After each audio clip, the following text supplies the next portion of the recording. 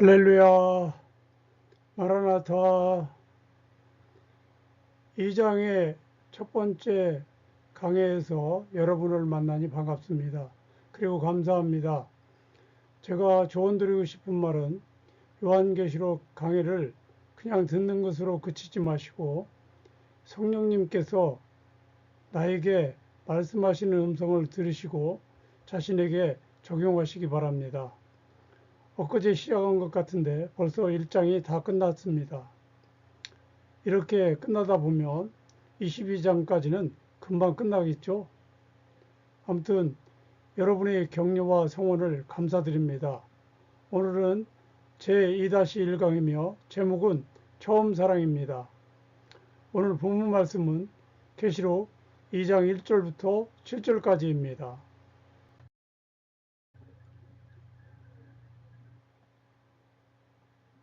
오늘 본문이 좀 깁니다. 성경을 펴놓으시고 강해를 들으시기 바랍니다. 그럼 먼저 지난 시간 복습을 간단히 살펴보겠습니다. 지난 시간에는 우리가 전체적인 내용을 요약했습니다. 계시 원천이신 하나님, 주체가 되시는 예수 그리스도, 하늘의 전달자인 천사, 지상의 전달자인 요한임을 알았습니다. 계시 주체이신 예수님이 어떤 자인가를 분명하게 보여주신 것이며 요한계시록의 목적은 무엇인가를 분명히 알게 됐습니다. 다음으로 오늘 강의의 강조점에 대해서 말하겠습니다. 첫 번째는 수신자입니다. 이 편지의 수신자는 요한계시록의 구주에서 2장과 3장은 7교회, 즉 지상교회에 대한 예수님의 계시입니다.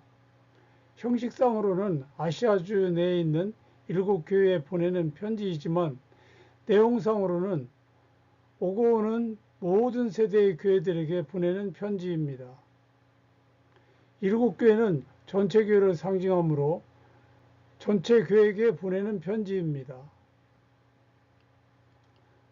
두 번째, 지상 모든 교회에게 주시는 공통사항입니다. 편지의 내용은 교회들이 심판의 주로 오실 재림주를 기다리면서 어떠한 모습으로 존재하고 대처해야 하는가, 전체 교회에게 장차 사탄은 너희를 어떻게든 미혹할 것이다, 심판과 회개를 촉구하시며 약속들을 제시하시면서 너희는 꼭 이겨내야 된다고 합니다. 그래서 각 편지마다 마지막에 후렴구처럼 등장하는 말이 이기는 자에게는 입니다. 세 번째, 오늘 강의의 내용입니다. 첫 번째로 에베소 교회의 배경입니다. 두 번째는 에베소 교회의 상황입니다. 칭찬과 책망과 회개와 경고, 또 보상 등입니다. 세 번째로 에베소 교회에 대한 교훈입니다.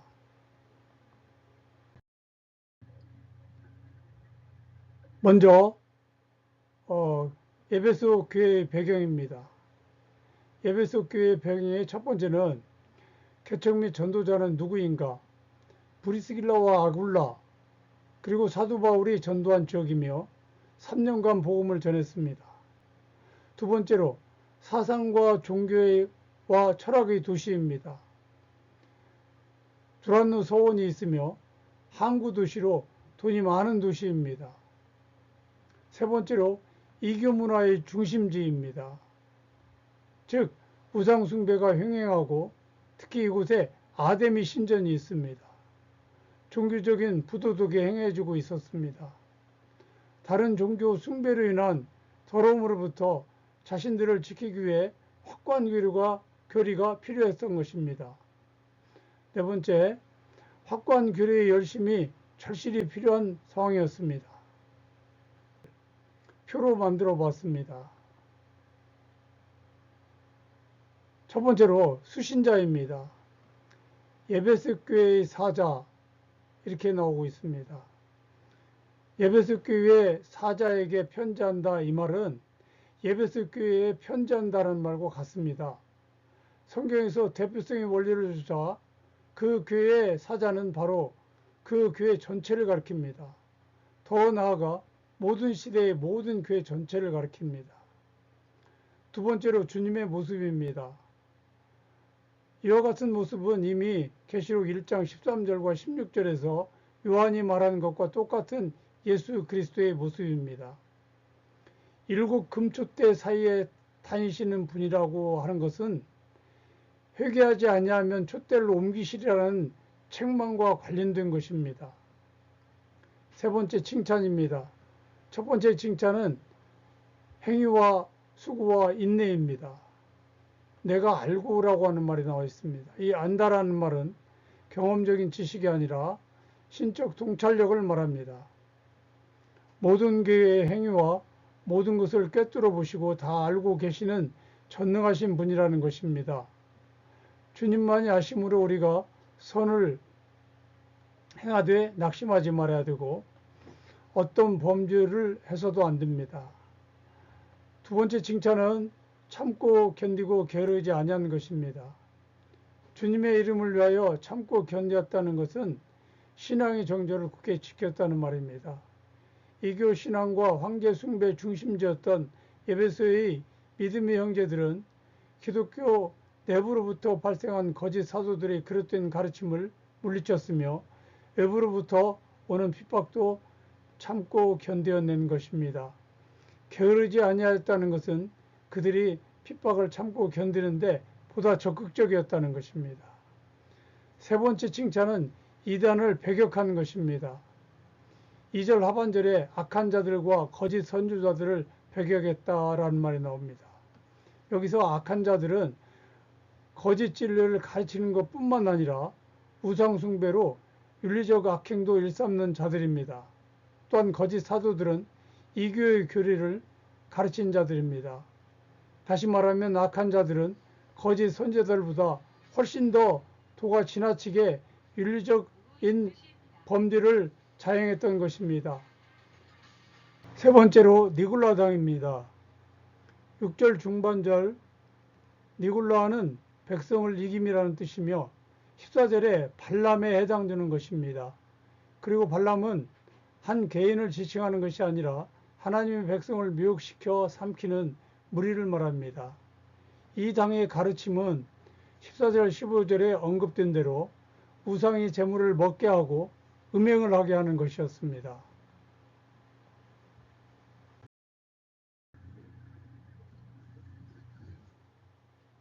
네 번째로 책망입니다. 4절에서 처음 사랑을 버렸느니라. 처음 사랑이란 바울을 통해 받았을 때의 열심 있는 사랑을 말합니다. 이것은 하나님을 사랑하고 형제를 사랑하는 것이었습니다. 그런데 에베소 교회는 이단을 분별하고 배척하느라 교회에 들어온 사람들을 의심하고 비판하고 대항하여 싸웠습니다. 그러다 보니 형제에 대한 사랑이 약해지고 열심히 식어지고 말았습니다. 에베소 교회 형제들은 거짓 사도들이 퍼뜨리는 그릇된 진리를 막기 위해 온 힘을 기울이면서 지나치게 교리적 순결만을 강조했습니다.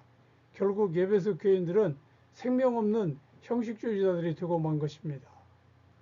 다섯 번째로 회개와 경고입니다. 본문은 처음 행위를 가지라고 그랬습니다. 그것은 처음이 순수한 열심과 형제 사랑을 회복하라는 것입니다. 두 번째 경고입니다. 촛대를 그 자리에서 옮긴다는 것은 하나님의 은혜의 역사를 다른 곳으로 옮길 것이며 더 이상 주님이 함께 하시지 않겠다는 의미입니다. 여섯 번째로 이기는 자에 대한 약속입니다. 7절에서 귀 있는 자는 성령의 교회들에게 하시는 말씀을 들을지어다. 귀 있는 자는 들을지어다라고 하는 이와 같은 권면하는 표현은 복음서에서 자주 보이는 표현입니다. 여기서 귀는 영적인 귀로 마음의 할례와 상통하는 말입니다. 각 교회들에게 말씀하실 때마다 반복되어 사용되고 있습니다. 하나님의 낙원에 있는 생명나무라고 그랬습니다. 낙원은 신약 성경이 말하는 음부와 반대되는 개념입니다. 그러나 본문에서는 낙원이라고 한 것은 영생의 나무가, 생명나무가 있는 하나님의 나라를 지칭하는 것입니다. 세 번째, 생명나무의 과실입니다. 영생을 상징하고 있는 생명나무는 아담이 범죄하기 전에 거주하였던 에덴 동산에 있던 나무로, 이 나무는 새하늘과 새 땅과 관련하여 다시 언급되고 있습니다. 그리스도 안에서 사탄의 유혹과 박해를 견디고 승리하는 자가 이 나무의 열매를 먹게 되고 영생을 누리게 된다는 의미입니다.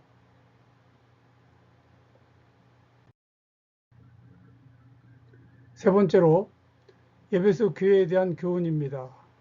처음 사랑을 회복하라입니다. 주의 가르침에 실천하는 자가 되고 열매 맺는 자가 되는 것이 가장 우선주의인 것입니다.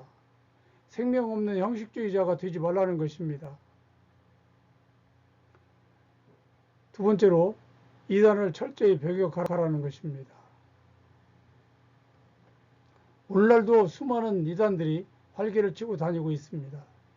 더구나 오늘날은 종교다원주의와 뉴에이지 운동으로 복음에서 멀어져 가고 있습니다. 또한 시한부 종말론을 포함하여 수많은 이단들이 얼마나 많은지 알 수 없습니다. 에베소 교회가 칭찬받은 것에 대하여 우리가 소홀히 해서는 안 됩니다. 올바른 교리를 가지고 이단과 사이비, 모든 거짓 선지자를 철저히 배격해야 합니다. 세 번째, 우리 개개인을 다하십니다. 그리스도께서는 신적 통찰력을 가지고 우리를 아시는 것입니다.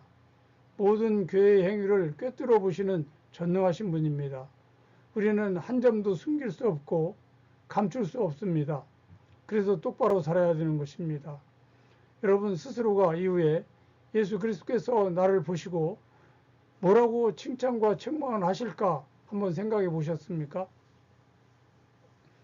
네 번째, 이기는 자의 약속입니다. 이기는 자에게 주시는 약속을 받읍시다. 에베소 교회의 약속은 하나님의 낙원에 있는 생명나무 열매를 먹게 하시겠다는 것입니다. 끝까지 버티고 견디고 이겨내어 꼭 생명나무 먹고 영생하는 자가 됩시다. 사랑하는 아들아, 이기는 자가 되라. 사랑하는 딸아, 이기는 자가 되라. 오늘도 말씀하십니다.